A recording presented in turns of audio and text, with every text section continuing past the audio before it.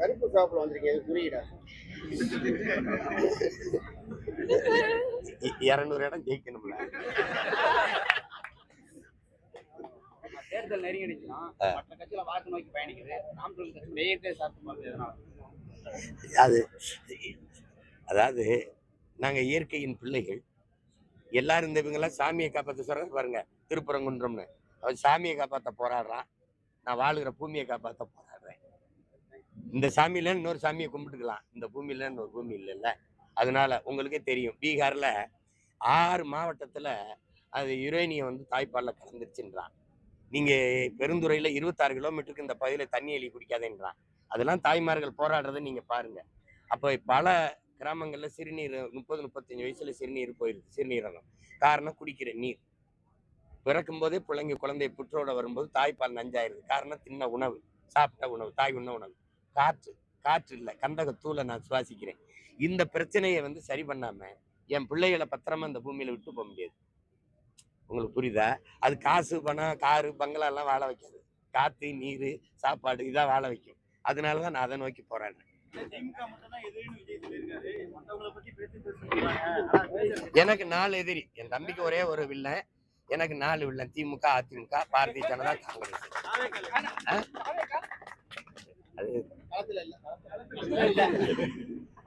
அது போய் எதுக்கு தம்பி கட்சி, அதை போய் அது தட்டி தான் கொடுக்கணும்.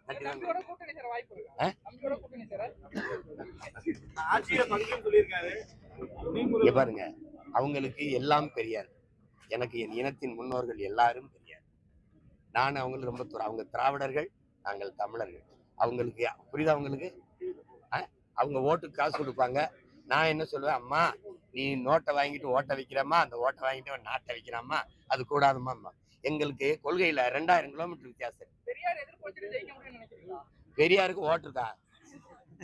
பெரியார் கோட்பாட்டை சொல்லி ஒரு நல்ல வீரமுக்க ஆண்மக்கள். அவர் பெரிய தத்துவ அறிஞர், பெரிய சாக்ரட்டிஸ், அவர் பெரிய ஏங்கல்ஸ். பெரிய அரசியமா திட்டாயா, அவனுக்கு போடாத அப்படின்னு சொல்லி வாக்கு கேட்க ஒரு தலைவர் கண். பெரியார் பேரை சொல்லிதான் 250 வாக்கு கூட பெற முடியல ஈரோட்ல. பெரியாரை ஏற்றி பேசி 2500 வாக்கு. உனக்கு என்ன மனசு இல்ல? பெரியாரை திட்டிட்டு அவரை திட்டிவிட்டு டெபாசிட் வாங்கிட்டான்னா கேவலமா போயிரும்னு அதோட நீத்திட்ட. எனக்கு தெரியாதா நீ பயந்துட்டாயின்னு? நீ கள்ள ஓட்டு போடுறத தடுக்காதவன், ஓட்டு காசு கொடுக்குறத தடுக்காதவன் என் ஓட்டை சரியா எண்ணீர் வாங்கி நான் நம்பணும். தம்பி தம்பி அதெல்லாம் பேசி நான் தான் சொன்னேன், பழைய கடப்பார இஎம்பி தலை பேரிச்சம்பளத்துக்கு போட்டாச்சு போய் பேச்சு. இதெல்லாம் வந்து ஒரு கேடுகட்ட ஆட்சி முறை. இதெல்லாம் ஒரு கொடுமையான ஆட்சி முறை. இது நீங்க 50,000 கூட கொடுங்க, அதை பத்தி எனக்கு கவலை கிடையாது. ஏற்கனவே 10 லட்சம் கோடி கடன் ஆயிடுச்சு, 80,000 கோடிக்கு மேல வட்டி கட்டிட்டு இருக்கோம். இதுல 5,000 கொடு, எங்க இருந்து கொடுப்பீங்க? இன்னொரு 50,000 கோடி கடன் வாங்க. இந்த கடன் எவன் கட்டுறது?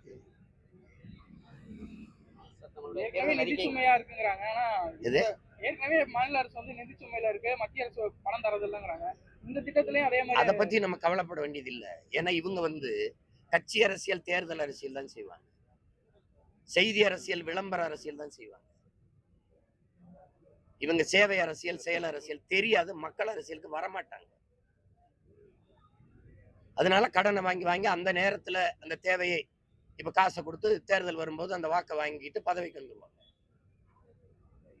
மறுபடியும் அடுத்த தேர்தலை எப்படி செய்யறது? குடும்ப தலைவிக்கு 1000 கொடுத்தோம், சரி இன்னொரு 500 கொடுத்தா அந்த வாக்கை நம்மளை தக்க வச்சுக்கலாம். இதைத்தான் சிந்திப்பாங்க. ஒரு தாயை வந்து ஒரு குடும்பத்தின் தலைவியை ஒரு நாளைக்கு 30 ரூபா கூட சம்பாதிக்க முடியாது. ஒரு இட்லியின் மேல 30 ரூபா, ஒரு இட்லிக்காக சம்பாதிக்க முடியாது. இந்த நாட்டை எவ்வளவு தூரத்துக்கு எடுத்துக்கிட்டு போவீங்க? நீ 180 லட்சம் 86 லட்சம் கோடி கடன் வந்துட்டு இந்தியாவுக்கு. இவன் 10 லட்சம் கோடி கடன் வந்துட்டு ஒரு மாநிலத்துக்கு. எங்க போய் இப்ப நிறுத்துவீங்க? கடைசியா நீ கடன் வாங்கி கையெழுத்து போடுறதுனால அவன் வந்து இந்த மீத்தேன் எடுக்கிறேன், ஈத்தேன் எடுக்கிறேன், உன் மலையை வெட்டுறேன், மணலை வெட்டுறேன், நிலக்கரி எடுக்கிறேன், நீ தடுக்க முடியும்? பள்ளி கூட நீங்க கட்டினீல. நாட்டினுடைய செல்வத்திலே ஆக சிறந்த செல்வம் அறிவு செல்வம்.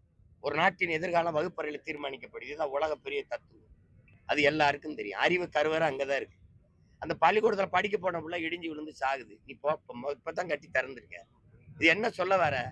அரசு பள்ளிக்கூடத்துக்கு வராத புள்ள செத்து போயிரும், தனியார் பள்ளிக்கூடத்துக்கு போகணும்னு சொல்றேன். அதுல அர்த்தம் அதான் அர்த்தம்.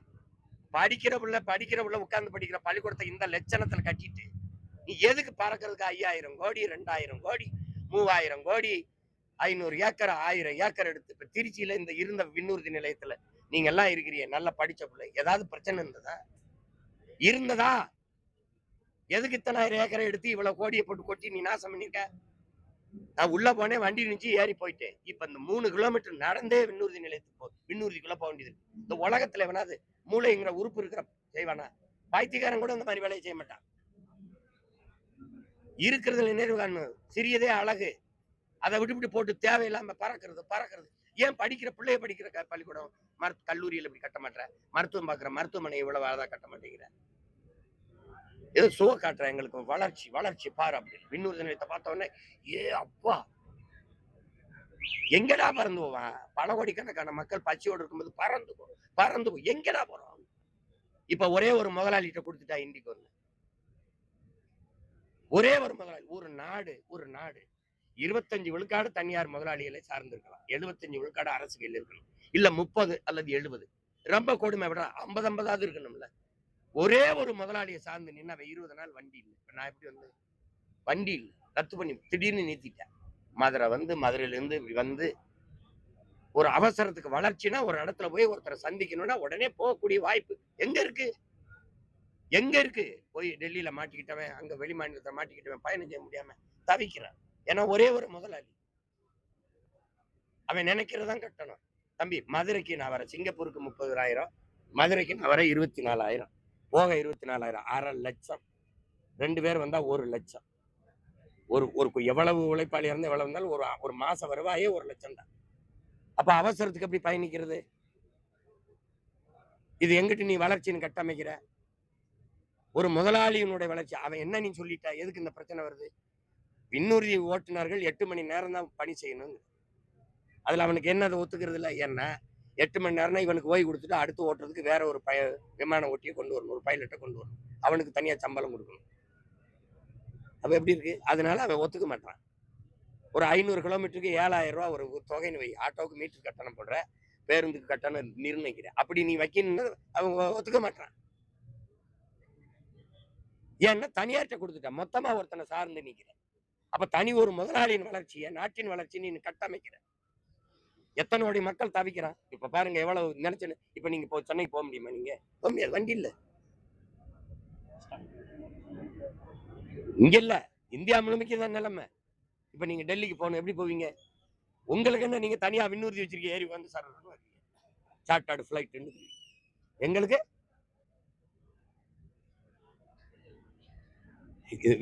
இவங்க மாதிரி ஒரு கொடுமைக்காரங்களை நீ எங்க போய் பேசுவீங்க?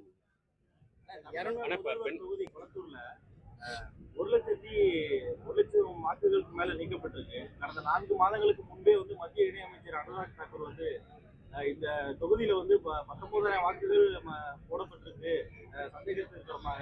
அது மட்டும் இல்லாம 9,000 கள்ள வாக்குகள் பதிவாயிருக்கு பாராளுமன்றத்திலேயே எடுத்து வச்சிருக்காரு. இப்போ 1,00,000 வாக்குகளுக்கு மேல. நீ அதை எதுக்கு சொல்றீங்க? நீ பெரிய இவர் தானே? நீயே இந்த மாதிரி கள்ள வாக்குல பதிவு செய்ய வெற்றி செல்லாதுன்னு அறிவிப்ப. நீ இவ்வளவு காலம் என்ன பண்ண? 4 ஆண்டு அடுத்து தேர்தல் வரும்போது என்ன பண்ணிட்டு இருந்த நீ? ஒரு தொகுதியில தான் கள்ள வாக்கு பதிவு ஆயிருக்கா? கொளத்தூர்ல நாடங்களும் இல்ல, நீங்க வென்ற பீகார்ல கள்ள வாக்கு பதிவாகல. அப்ப நேர்மையால என்ன பண்ணணும்? அந்த ஒரு தொகுதியை மட்டும் சொல்ற. நீ மத்த தொகுதியில அப்ப சரியா வாக்குப்பதிவு நடந்திருக்கா? அப்படித்தானே பொருள். அப்போ அப்படித்தானே பொருள் வருது. அங்க 9,000 வாக்கு கள்ள வாக்கு பதிவு பண்ணி வென்றிருக்காரு. அந்த வெற்றி செல்லாது. அறிவிங்க. அப்ப நீ கண்டு உணர்ந்து அப்பவே அறிவிச்சிருக்கணும்ல. அப்ப கள்ள வாக்கு போட்டு வந்திருக்காரு அப்படிங்கறது வந்திருக்காரு தெரியுது. என்ன பண்ண சொல்ற? அப்ப எதுக்கு சொல்ற? ஒரு நேர்மையாளன் தான் ஒரு தவறை சுட்டி காட்ட முடியும். நேர்மை இல்லாத நீ எதுக்கு நீ தவறுன்னு சொல்ற? நீ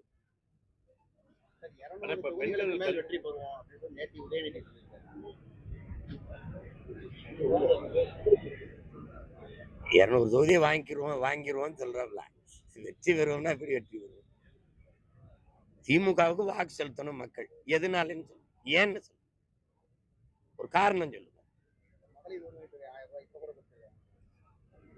அதுக்காக அதுக்காக நாட்டை விற்கிறது ஒரு 1000 ரூபாய்க்கு. ஒரு நல்ல ஆட்சிங்கிறது 1000 இல்லை, மாசம் 15,000 20,000 ஒரு தாய் அல்லது 5,000 10,000 ஈட்டிக் கொள்கிற வாய்ப்பை ஏற்படுத்தி கொடுப்பதுதான் மக்களுக்கான அரசியல். மக்களின் வாழ்வாதாரம் சார்ந்து மக்களின் நலன் சார்ந்த அரசியல். இப்ப 1000 ரூபாய் கொடுத்துக்கிட்டு எத்தனை ஆண்டு கொடுப்பேன்? நான் கேட்கறதுக்கு அண்ணன் கேட்கறது பரிசு. இப்ப 10 லட்சம் கோடியை நம்ம கடன் தொடுது. எத்தனை ஆண்டுக்கு கொடுத்துக்கிட்டே இருப்பீங்க? நீங்க 56 வரைக்கும் கூட ஆளுங்க சாமி. எத்தனை காலத்துக்கு கொடுப்பீங்க? இந்த காசை எங்க இருந்து எடுக்கிறீங்க? 1000 ரூபாய் கொடுக்குறீங்க, இளைஞர்களுக்கு தமிழ் மகன்னு கொடுக்குறீங்க, இது புதுமை பெண்ணுன்னு கொடுக்குறீங்க, இது கொடுக்குறீங்க. எங்க இருந்து அந்த காசை எடுக்கிறீங்க? நீ அத்தியாவசிய தேவையில்ல மின் கட்டணத்துல உயர்த்தி விட்டுட்ட, நீ சொத்து வரியை ஏற்றி விட்டுட்ட, நான் வாடகைக்கு வீட்டுல குடியிருக்கேன், அவன் அந்த வீட்டு உரிமையால அவன் காசுல இருந்து கட்டுவானா, என் வாடகை உயர்த்தி அந்த வரியை கட்டுவானா? இந்த கேள்விக்கு பதில் சொல்லு. நீ வாழவே முடியாத அளவுக்கு எல்லா பொருளின் விலையும் ஏற்றி விட்டுட்டு 1000 ரூபாய் கொடுக்குறேன் 1000 ரூபாய் கொடுக்குறேன். ஒரு அம்மாவையெல்லாம் பேச விடுறாங்க. அந்த 1000 ரூபாயை வச்சு நான் 2 ஆடு வாங்கினேன், இன்னைக்கு 400 ஆடுகளா பெருகி இருக்குது, நான் 2 பசுமாடு வாங்கி விட்டுருக்கேன். 1000 ரூபாய்க்கு பசுமாடு வாங்கிருவீங்களா? ஏன்னா சொல்றவன் பைத்தியக்காரன், பக்கத்துல உட்காந்துருக்கேன் பைத்தியக்காரனா, கேட்டுக்கிட்டு இருக்கவன் பைத்தியக்காரன் நினைச்சுக்கிட்டு என்ன இப்படி?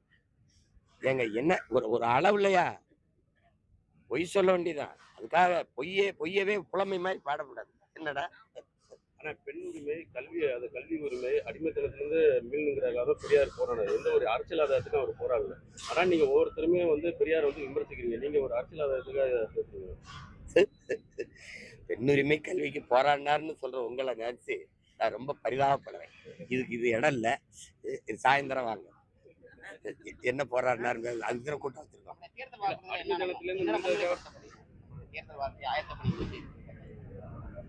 மக்கள் அரசு .comனு ஒரு இது இருக்கு, அதுல போய் தட்டி பிடிங்க. எப்படி ஆட்சி செய்வேன்னு கொடுத்துருக்கேன். ஒருங்க நான் போட்டு காட்டுங்க எப்படி ஆட்சி செய்யறேன். துப்புரவு பணியாளர்கள் போராடிட்டு இருந்தாங்க. இப்ப செவிலியர் செவிலியர்கள் தொடர்ச்சியா 3 நாளாக பல மாவட்டங்களில் போராட்டம் பண்ணிட்டு வராங்க. இது இந்த திட்டத்தை ஜெயலலிதா கொண்டு வந்தாங்க சொல்லி சுப்பிரமணியன் சொல்லியிருக்காரு. போராடுகள் அமைதியான முறையில் சொல்லியிருக்காங்க. அதுக்கான முடிவை சொல்லலை. இவங்க தான் கொரோனா நேரத்துல கூடுதலா பணிக்கு எடுத்தாங்க. பிள்ளைகளை எடுத்துட்டு நாங்க பணி நிரந்தரம் செய்யறேன்னாங்க.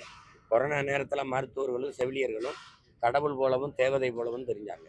இப்ப அது தேவையில்லாதவங்களா தெரியுறாங்க. இவங்க சொன்னதான் நாங்க வந்தா பணி நிரந்தரம் செய்வோம்னு இவங்க சொன்னதுதான். வென்று வந்த பிறகு அதை வெற்றி சொல்லாக்கி தூக்கி போட்டு வீதியில போட்டுட்டாங்க. செவிலியர் மட்டும் இல்ல, மருத்துவர் போராடுறாங்க, ஆசிரியர் பெருமக்கள் போராடுறாங்க, பணி நிரந்தரத்துக்கு பகுதி நேர ஆசிரியர்கள் பணி நிரந்தரத்துக்கு போராடுறாங்க, பணி தேர்வு செஞ்சுட்டு பணி நியமிங்கன்னு சொல்லி போராடுறாங்க, போக்குவரத்து தொழிலாளர்கள் மறுபடியும் ஆசிரியர் பெருமக்கள் அரசு பணியாளர்கள் பழைய ஓய்வு திட்டத்துக்கு போராடுறாங்க. நாடே போராட்ட களமா இருக்கு. ஆனாலும் அதிகாரத்துல உட்கார்ந்துக்கிட்டு நாங்க நல்ல ஆட்சி கொடுத்துட்டோம் அப்படின்னு சொல்றத நீங்க தினம் கேட்டுக்கிட்டு இருக்கீங்க. தீய சக்தி யாரு சார்? திமுகவா பிஜேபியா? இல்ல தூய சக்தி யாரு? ஒவ்வொரு தேர்தல் வரும்போது எல்லாமே தூய சக்தி ஆயிரும். சலவைக்கு போட்டு வாங்கிட்டீங்கன்னா, வெளுக்க போட்டு வாங்கினீங்கன்னா தூய சக்தி தீய சக்தி. அதுல உங்களுக்கு தெரியாததா? அதுல யாரு தீமைன்னா எது தீமைன்னு சொல்லணும். எதனால இது தீய சக்தி? எதனால தீய சக்தி? அது என் தம்பிக்கு இப்பதான் தெரிய வருதுங்கிறத நினைக்கும் போது வியப்பாரு. அவரே 21ல ஓட்டு போட்டேங்கிற சொல்றாருல, என் ஓட்டையும் உங்க ஓட்டையும் வாங்கி நம்மளை ஏமாத்திட்டார். அப்ப தெரியலையா தீய சக்தி? அம்மா ஜெயலலிதா சொன்னாங்க, ஐயா எம்ஜிஆர் சொன்னாங்கன்னா அவங்க அப்பவே சொல்லிட்டாங்க. அது ஏன் இப்பதான் அவருக்கு நினைவுக்கு வருது? இவர் வாக்கு செலுத்தும் போது ஏன் வரல? அவரு எம்ஜிஆர் ஜெயலலிதா பத்தி பேசுறது, அதிமுக ஓட்டெல்லாம் கவரலாம். யார் ஓட்டையும் யாரும் எடுத்துட்டு போங்க.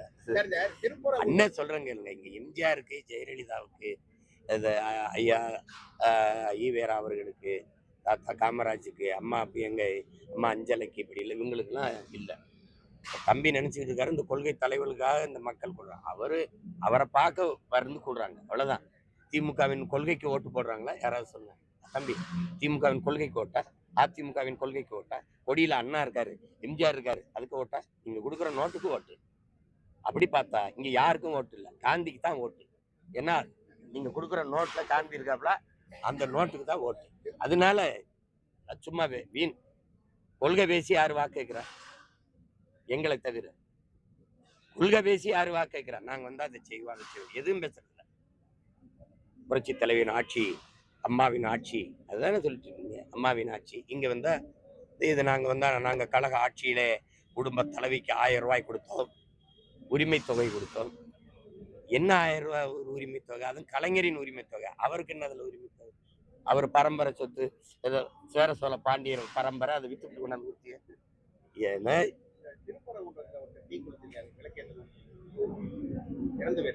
அதெல்லாம் அவசியமற்றது. விளக்கேத்துறது இதெல்லாம் இந்த மாதிரி முடிவுகள்லாம் தப்பானது. அறிவார்ந்த சமூகம் அதை செய்யக்கூடாது. விளக்கேத்தணுங்கிறது ஒரு ஒரு உரிமைன்னா அது என்னன்னா நியாயமா என்ன பண்ணியிருக்கணும் அரசு? அவரவர் வழிபாடு. இங்க என்னன்னா உன் மதம் சிறந்தது வழிபாடு, என் மதமும் சிறந்தது வழிபாடு. இதுதான் இங்க இருக்கிற கோட்பாடா இருக்கணும். சமூக அமைதிக்கு நான் உயர்ந்த சாதின்னு நினைக்கும் போது எனக்கு கீழே தாழ்ந்த சாதி யாரும் இல்லைன்னு நினைக்கணும். இவ்வளவுதான் சமூகம் பின்பற்றப்பட வேண்டியது. இங்கே சிக்கந்தர் தர்கால இஸ்லாமிய பெருமக்கள் போய் வழிபடுறாங்கன்னா அதை அந்த வழிபாட்டை தடுக்கிறது நம்ம அவசியம் இல்லை. என் வழிபாட்டு உரிமையை கோருவதான் என் அவசியம். அப்ப நான் இங்க வந்து நான் விளக்கை ஏத்தணும் அப்படின்னு எனக்கு இருக்கிற வருத்தம். விளக்கை ஏத்தணும், சரி, அதை பன்னெடுங்காலமா ஏத்தாம விட்டுட்டீங்க. அப்போ நீங்க மாநாடு போடும்போதாவது பேசியிருக்கணும். அரசு கோரிக்கை வச்சு இந்த உரிமை எங்களுக்கு கொடுங்க, நாங்க ஏத்தணும்.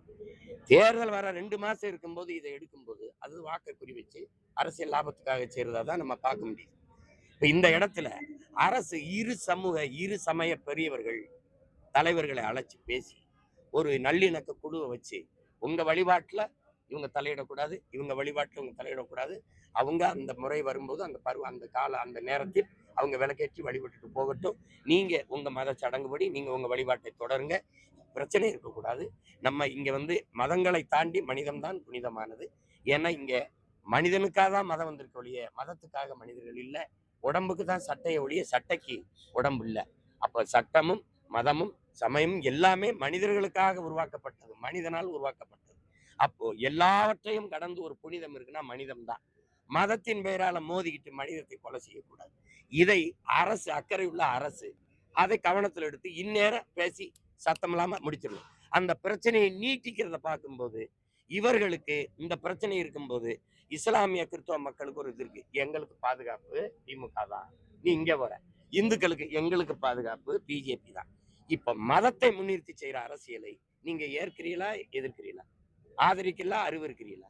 அப்ப எங்க மனிதம் இருக்கும், எங்க நாடு இருக்கும், எங்க நலன் இருக்கும், எங்க நில வளம் இருக்கும், எங்க மண்ணின் மக்களின் மீது கல்வி மருத்துவம் அதன் மீது எங்க சிந்தனை இருக்கும்? மத உணர்ச்சி ஏன்னா என்னன்னா கல்லு சாராயம் இதெல்லாம் இருக்கு பாருங்க. இந்த சாராயம் இந்த கஞ்சா அதெல்லாம் அதுக்கு பயன்படுத்தினாதான் போத வரும். ஆனா சாதிய மதமும் சொன்னவன வந்துரும்டா. அப்ப அவ்வளவு கொடிய போதையது, அதை நீங்க கையில வச்சுக்கிற. இப்ப இவ்வளவு நேரத்துல ஒரு அரசு பொறுப்புள்ள அரசு தீர்க்க முடியாதா? நானா இருந்தா என்ன, அது நடக்காத பிரச்சனையே. அரசு ஒரு முயற்சி எடுக்கிறதுக்கு முன்னாடியே நீதிமன்றம் ஒரு தீர்ப்பு சொல்லியது உத்தரவு. அதையும் தவறுன்னு தானே சொல்றேன். அன்னைக்கு இதே இடத்துல சொன்னேன், மாண்புமிக்க நீதி என்ன சொல்லியிருக்கணும், ஐயா நீதியரசர் என்ன சொல்லியிருக்கணும், நான் சொன்னதை சொல்லியிருக்கணும், அரசுக்கு பரிந்துரைச்சிருக்கணும். நீங்க ஒரு பீஸ் கமிட்டி ஃபோர்ஸ் ஒரு குழு போடுங்க, ஒரு பீஸ் கமிட்டி போடுங்க, ஒரு நல்லிணக்க குழு போடுங்க, இந்த மத பெரியவர்களை கூப்பிடுங்க, இந்த மத பெரியவர்களை கூப்பிடுங்க, என்ன விளக்கேத்தணும் ஏத்திக்க, அவ்வளவுதானே. ஒரு நாள் நீ என்ன வழிபடணும், வழிபட்டுக்க, அவ்வளவுதானே. தினம் போய் அங்க போய் வழிபடுறது, தினம் போய் விளக்கேத்துறது இல்லையே, அது என்ன பிரச்சனை? இவங்க தரப்புல என்ன சொல்றாங்கன்னா, பாபர் மசூதியில வழிபட அனுமதி கொடுத்தாங்க, உள்ளார போய் வச்சுட்டு அதே அப்ப பாபர் மசூதி இல்லாம போயிட்டு அந்த மாதிரி ஒரு நிலைமை வந்துரும் அப்படிங்கிற மாதிரி ஒரு அப்படி இல்லை. அந்த மாதிரி நிலைமை நீங்க தேவையில்லாத கற்பனைக்கு போறீங்க. அந்த மாதிரி ஏன் போறீங்க? அவங்கவுங்க வழிபாட்டு உரிமையை பாதுகாத்துக்கிறது, அவங்கவுங்க வழிபாட்டு உரிமையை பாதுகாத்து கொடுக்க வேண்டியது, பெற்றுக் கொடுக்க வேண்டியது ஒரு பொறுப்புள்ள அரசின் கடமை. புரியுதுன்னு நினைக்கிறவங்க. அது போய் ஏன் நீங்க அது இருக்குது? அதுக்கு தான் இவ்வளவு பெரிய அதிகாரம் இருக்குது. அதை பேச முடியாதா?